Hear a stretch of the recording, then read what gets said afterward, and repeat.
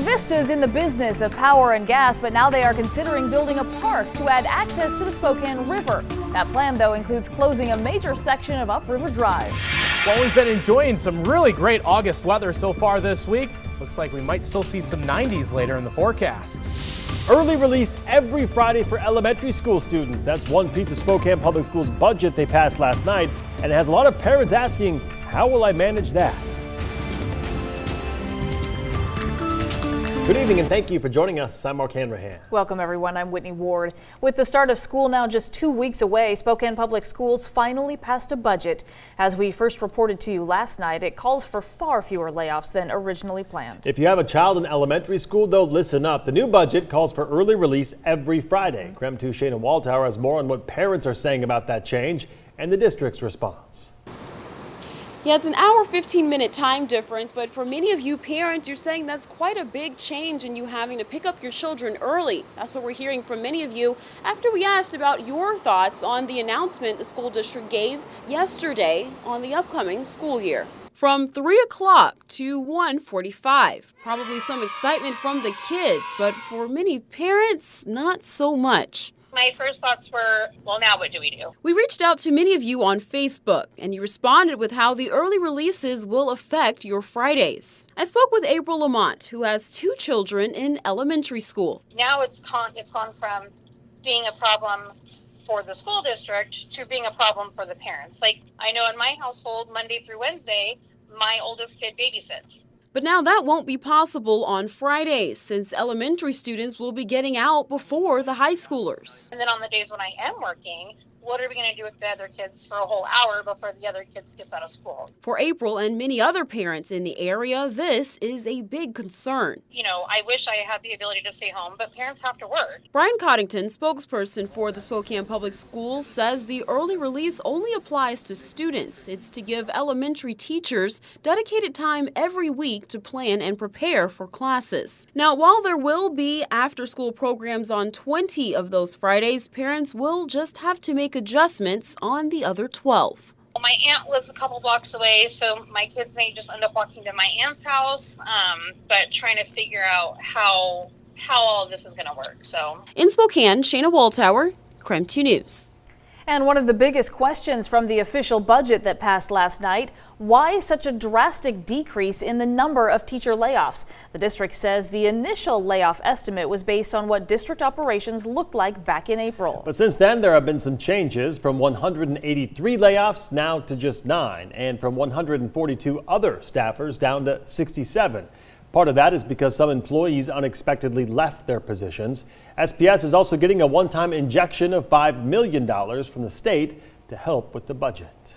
And talking about back to school definitely signals that summer is wrapping up, but weather-wise, seems like we're just getting into the most perfect time of the year, especially as we head into the weekend. Yeah, tough to complain about the weather right now. Meteorologist Thomas Patrick standing by now with more on that. Thomas? Extra trips to the pool, right, this weekend? Yes. Yeah, that sounds great. And as long as the weather is exactly like it is today, should be just perfect. And a little spoiler alert, probably will be. The only thing today is we saw a couple showers in far eastern Idaho. I don't think that disturbed too many people today. We will have another chance for some showers tomorrow, but not before some more beautiful weather, especially during the morning hours. Temperatures starting out in the low 60s under partly cloudy skies. So while temperature-wise, it's about as good as it gets, I think next week it does heat up just a little bit more. Another shot in the arm of some hotter weather, getting close to 90 degrees for Spokane. So I'll tell you what day that will happen, plus a detailed look at your weekend forecast in just a few minutes. Sounds good, Thomas. Thank you very much.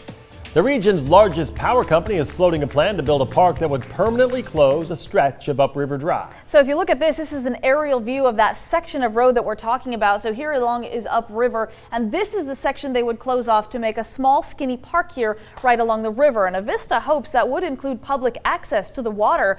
But what about the thousands of cars that actually use that section of road? KREM 2's Casey Decker looked into that. Take away the Jersey barriers and open up the views and better access to the river. Vista is working on a plan for a linear park, long and skinny, providing public access to the Spokane River, including a put-in point for kayaks and paddle boats. We've heard from more people that they would like to have improved access. There's really not great access points to the part of the river close to downtown here above Division. In addition to providing river access and green space, Avista leaders hope it can make this section of the Centennial Trail safer. Those proposals sound great to many of the Logan area neighbors. Most have been in support and have been really excited about another positive thing happening in our community. But it also comes with a more controversial proposal. The park would completely replace a section of Upriver Drive, about 1,800 feet. And here is the northeast end of where the proposed Upriver Drive closure would begin. All the traffic moving downstream on this road over towards Mission would be diverted up here to North Center Street. And the southwest end of where the closure would be is here at the intersection with Mission. Now all the traffic trying to go upriver from this intersection would instead be diverted to turn right onto Perry. Here's what the current street system looks like, and here's what it would look like with the park. Basically, rather than going to the south of the campus, drivers would go around the north. This all has made the neighbors nearest to Avista's headquarters wary, especially with traffic already set to get worse in the area. Traffic already might be more congested, and then you're taking out this other route that people can go through. Avista paid for a traffic study which forecast minor increases or decreases at most intersections, but a more significant increase at Mission and Perry, which is already pretty busy. But the company says traffic will flow to better controlled arterials, actually improving safety, which has been a particular concern at Mission and Upriver. So this has been a problem intersection for the city for years.